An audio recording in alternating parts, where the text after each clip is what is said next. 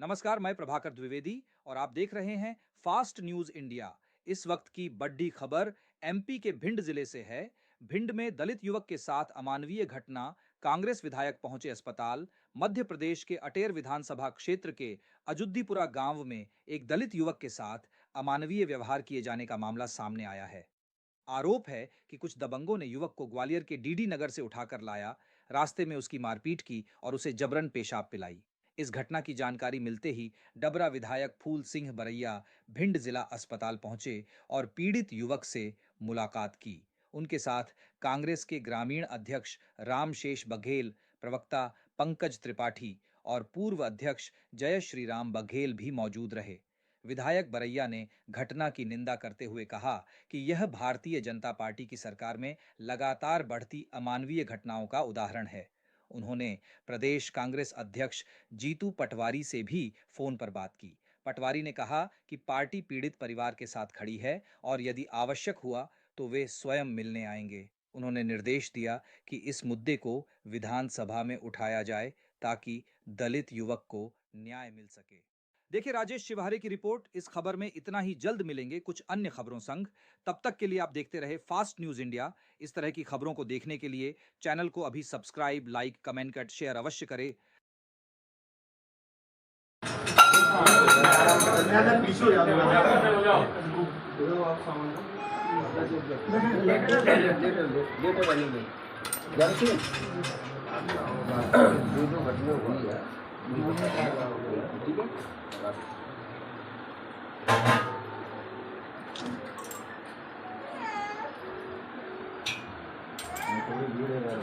ग्वालियर से उठाया था जीडी नगर से। जीडी नगर में कौन सा वो है? I block.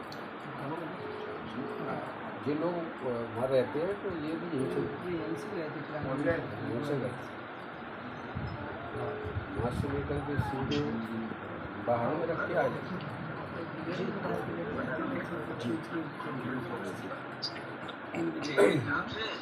जी हेलो, आ रही आवाज आ रही है? बोलो बता दो जी आवाज।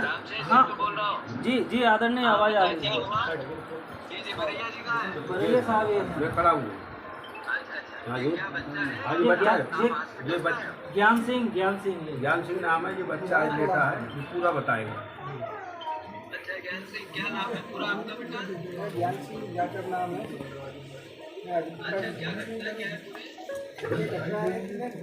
डीडी नगर ग्वालियर था।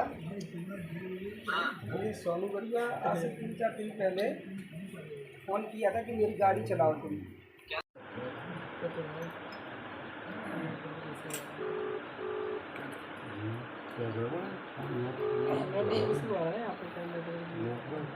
बात पूरी बताओ। पूरी बात बताओ ना। हाँ फिर से बात करा। तो वो बोलता क्या हुआ? कि तू नहीं आएगा घर तो मैं आऊँगा तुझे मारूंगा, खींच के ले आऊँगा घर से। तो मैं हाँ, इतना ध्यान नहीं दिया कि मेरा कोई उससे लड़ाई झगड़ा तो है नहीं। तो मैंने सोचा कि रह गया कि क्यों आएगा मेरे पास, मेरा पुराना कोई विवाद होता या लेन देने का कोई मामला होता तो मैं कुछ डरता।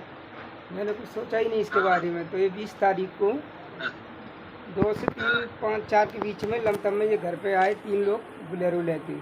हाँ, तो मैं सो रहा था हमारे घर पे, रिवॉल्वर मैं लेके, बोलेरो लेके। बोलेरो लेके। तो मैं अकेला ही था घर पे। तो मैं सो रहा था, आप सीधा नीचे से ऊपर दूसरे मंजिल पे जाके मुझे दबोच लिया और अच्छा। वहीं से खींचते हुए गाड़ी में डाल लिए। गाड़ी की सेंटर लॉक किए, कांच बंद करके सीधे अपना ये कौन सा पिथनपुरा वाली रोड से लेते हुए मुझे मारते लेते आए। पिथनपुरा रोड पे आके मुझे बोतल में पेशाब पिलाई। सोनू बरुआ ने हाथ पकड़े, एक हाथ से मुंह पकड़ा ऐसे करके और पीछे से हाथ, और आलोक पाठक ने मुंह में बोतल घुसेड़ दी पेशाब की। तो वहाँ से ये फिर थोड़ी देर बाद ये क्रॉसिंग पार हुए हम, फिर इन्होंने मार देना चालू कर दिया। बंदूक का बट दिया पीछे रीढ़ की हड्डी में जो अभी भी दर्द है। और जो पाइप वाला डंडा था पाइप का, तो उस पाइप के डंडे से मारना चालू कर दिया इन्होंने मुझे। वहाँ तक मारा कि मेरे घर से इनका 200 मीटर तक हुआ है, वहाँ तक ये लोग मारते रहे मुझे। तो वहाँ से तो जो घर जाने के लिए, फिर ये घर ले जाने के लिए मार रहे थे। तो तब तक हमारे जो देशराज भाई है भीम आर्मी के, और सौरभ भैया, नरेंद्र भैया, इनको पता नहीं क्या सूचना दी किसी ने कि तुम्हारा जाटा भाई ये लोग बांध के बना के ले जा रहे हैं। मैं आवाज़ हाथ गिराता जा रहा था तो इनकी गाड़ी थी तो पीछे, तो इन्होंने गाड़ी उसके पीछे लगा दी। तो इसने सोचा कि अभी इनके भाई बंदा आ रहे हैं, तो मेरे गांव तक को मारते मारते ले गया। तो ये सब लोग मेरे गांव में पहुंच गए। तो जो सौरभ भैया और देशराज भैया जो भीम आर्मी हैं, तो उन्होंने जाकर पॉइंट पे पहुंचे तो हम लोगों को बचाया, हमको बचाया पूरी तरह से। तो वो कलेक्टर प्लानिंग में था कि इसके ऊपर मैं गाड़ी चढ़ा दूँगा। तो मेरे को इन्होंने जाके वहाँ बचाया। तो उन लोगों को भागने का मौका नहीं मिला क्योंकि इन्होंने गाड़ी तिरछी लगा दी थी उसकी बुलेरो के सामने। तो उनने सौरभ भैया ने वो सोनू बरुआ को पकड़ लिया, दूसरा फरार होने जा रहा था। फिर 1-1.25 घंटा बाद पुलिस आई, तब उसको पुलिस मुझे लेके गई गांव से थाने। पेशाब पिलाई आपको पुलिस के एफआईआर में लिखाया है? सर मैंने तो लिखाया है, लेकिन अभी उसमें लिखा भी है शायद। लिखा है नहीं लिखा? लिखा है सर, लिखा है। अच्छा, ये गिरफ्तार हुए और नहीं हुए सारे? सर तीनों गिरफ्तार हो गए। दो भागने में सक्षम रहे क्योंकि मैं उनको जानता नहीं था, वो अपाचे गाड़ी से थे। अच्छा, चलो बढ़िया जी। और सब आए हैं, और ये जिन भाइयों ने भी तेरी मदद की उनको भी धन्यवाद। और उनसे भी भैया हम आपके साथ हैं पूरे तरीके से, और मैं भी कोशिश करूंगा कि आपसे मिलने आऊं। और ये जो अपराधी है इनके खिलाफ पूरी ताकत से कांग्रेस पार्टी रहेगी। ये लगातार दलितों पर जो अत्याचार हो रहा है, खासकर अपने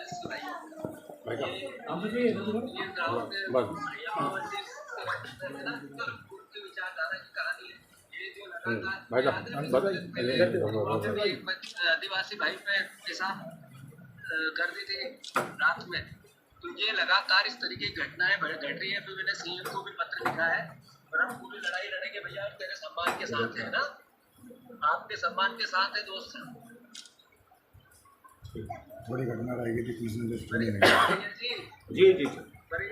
जी ये विधानसभा में भी इसका प्रश्न लगाओ, उठाओ इसको। ये अन्याय और अत्याचार बिल्कुल सहन नहीं करेगी। जी बिल्कुल जी धन्यवाद।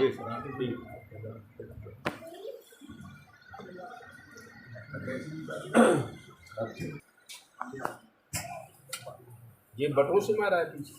ये यहाँ पर बढ़ दिया था, यहाँ बढ़ दी, यहाँ पर ये तो डंडा दिया था उसका पाइप का, पाइप में डंडा मार कर दी गई है। साकर पैरों के नीचे साकर वगैरह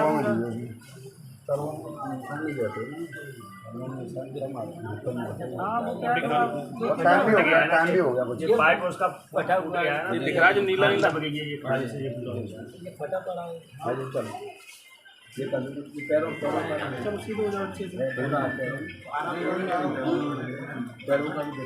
दिख रहा पहुंच गया उसे बचाने के लिए, मगर पुलिस का पहुंची 1 घंटे बाद। अगर ये हम लोग नहीं पहुंचते ना तो गाड़ी पकड़ भी नहीं पाते, मृत्यु हो जाती उसी दिन। और फिर प्रशासन क्या करता? अच्छा, ये सिर्फ ड्राइवरी करने के लिए कह रहा था, और कोई आगे पीछे का झगड़ा मतलब ड्राइवरी हमारी ड्राइविंग कर, ठीक है, और ड्राइविंग करने के नाम पर ही वाले इतना कर्मकांड किए, मतलब मर्डर भी करने की तैयारी थी। प्लानिंग था, सामान था उसकी गाड़ी में, सब इसका सामान था। क्या क्या सामान था गाड़ी में? बंदूक थी। बंदूक तो कौन सी बंदूक थी? एक ही बंदूक थी, 315 की। 315 की थी, और दूसरी दूसरा पाइप का डंडा था, तीसरा साकर था। अच्छा, साकर ताले वाले सब नए थे। साकर से जिससे बांध करके ले गए, जो साकर से बांध के ले गए प्लानिंग से आए। तो बंदूक 6000 रुपये थे। बंदूक उनकी क्या लाइसेंस की थी? फर्जी बंदूक थी, वो तो पता चल जाएगा। दतावली का जो आलोक फाटक है ना, उसका भैया लेके भाग गया था उधर ही। जब मैं गया था तो वो उसका भैया लेके भाग गया था उधर ही।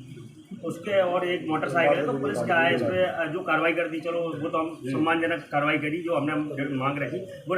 मगर उसके बाद जो मेन बात आती है, जो लटका हमारे पास वीडियो है और पुलिस स्कूल भाई को लेके जा रही, मैं भी पीछे पीछे जा रहा हूँ, तो जो वीडियो में जो मोटरसाइकिल से दिख रहे हैं लोग, उस पर अभी तक पुलिस ने कोई ऐसा तथ्य नहीं रखा कि ये भी लोग इसी में समझ, क्योंकि गाँव से ही निकले थे। कितने लोग थे इसमें? 3 लोग मौजूद थे, 2 लोग बाइक से थे, 5 थे। 2 कौन से थे? 2 अज्ञात थे, मतलब जैसे साथ में थे, साथ में थे। और गाड़ी का ड्राइवर कौन था? छोटी अच्छा छोटू ओझा वो ड्राइवरी कर रहा था, मतलब गाड़ी को ड्राइव कर रहा था, और 2 लोग और थे। वो किसे आ जाएंगे साथ में अच्छा मुँह ढके थे कि खुले थे सबके? राइडर गाड़ी से थे दोनों। अच्छा ये तुमको कैसे ले आए थे? कार से, बोलेरो से, और वो लोग कैसे थे? वो बाइक से तो अच्छा वो बाइक से, तो साथ साथ ही चल रहे थे? यहाँ से परा से साथ साथ ही आए थे। अच्छा परा से चले, वहाँ ग्वालियर से 3 आए, आगे पीछे चल रहे थे लेकिन गाड़ी बराबर पे नहीं आए। दोबारा तो कहाँ पर देखा था उनने, क्या क्या किया था? जैसे कभी ऐसा हुआ था कि उन्होंने अभी डंडे वंडे मारे हो?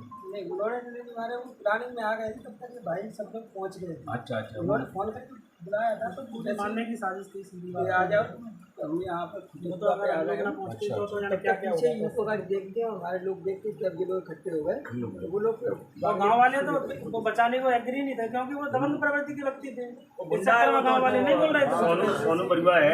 घटनाएं घट रही हैं और इस प्रकार की घटनाएं जैसे ये ज्ञान सिंह के साथ हुई, ये आरोपी ग्वालियर से खींच करके लाए और उसको मारते हुए बंदूक के बटों से, और बीच रास्ते में उन्होंने पेशाब पिलाया और फिर उसके गांव अयोध्यपुरा ले गए। वहाँ उसके कथन के अनुसार सभी लोगों ने जैसा देखा कि जिस तरह से मारा है उसको, उसके पूरी तरह से मर्डर की तैयारी जैसी थी।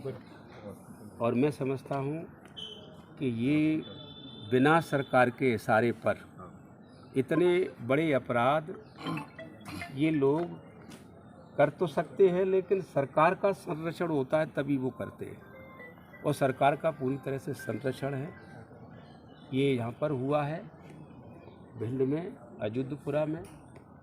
और जो आरोपी, जिस तरह से आरोपियों ने अपना जो रूप है वो दिखाया है क्राइम का, ऐसे ही वहाँ पर जो है दमोह ज़िले में एक कुशवा काछी बिरादरी के लड़के को पैर धुला के पिलवाया, और यहाँ बुगावली में एक लोधी समाज के लड़के को उसकी गंदगी खिलाई। और आप देख ही रहे यहाँ पर इटावा में उसके यादव के बाल काटे और उसको पेशाब डाल करके किया। तो ये एक श्रृंखला है, और ये कोई एक अपराधी 2 अपराधी का काम नहीं है।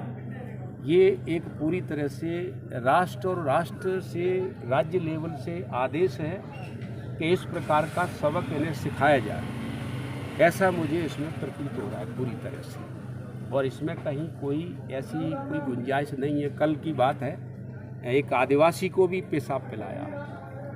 तो मैं ये कह सकता हूँ कि एक प्लानिंग के तहत ये काम हो रहा है। घटना होती है, कभी क्राइम की घटना होती है तो एक घटना अचानक घटती है, तो ठीक है इनमें कोई झगड़ा होगा, घट जाएगी। इसका कोई झगड़ा ही नहीं था, इस लड़के का कोई झगड़ा नहीं था। इससे ये कह रहे थे वो लोग कि तू हमारी गाड़ी चला, वो उसकी मर्जी गाड़ी चलाया न चला, इस पर इतना बड़ा कांड करने की ज़रूरत नहीं थी।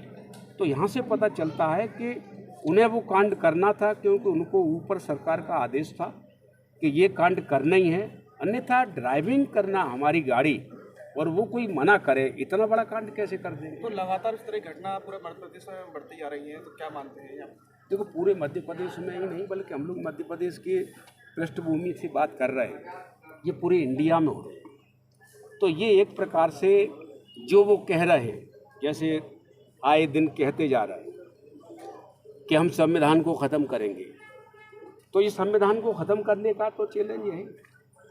ये संविधान तो ख़त्म हो ही रहा है, और क्या होता है, और संविधान और कैसे ख़त्म होगा? तो क्या दलितों को टारगेट किया जा रहा है? नहीं, सभी को, दलित हैं, पिछड़े हैं। दलित तो जैसे ये तो शेड्यूल कास्ट का लड़का है, और उत्तर प्रदेश में तो वो यादव था, और वो दमोह में तो वो कुशवा है काछी, और मुगावली में तो लोधी है।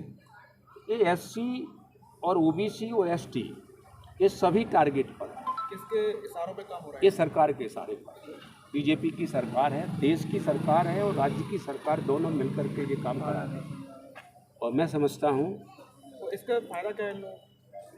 नहीं, सबक सिखाना, भाई आप संविधान ख़त्म करेंगे उनको कभी कभी क्या आता है कि जैसे उनकी पुरानी बातें कोई याद है उनके दिमाग में कि उस समय ये लोग हमारे सामने जी हजूरी किया करते थे।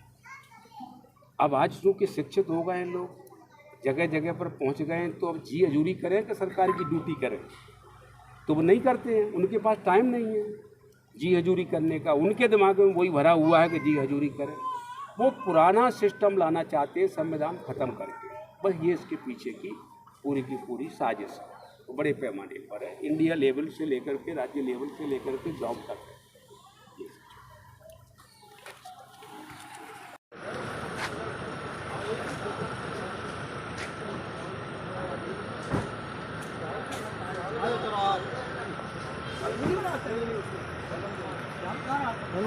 धन्वंतरी कॉम्प्लेक्स। अच्छा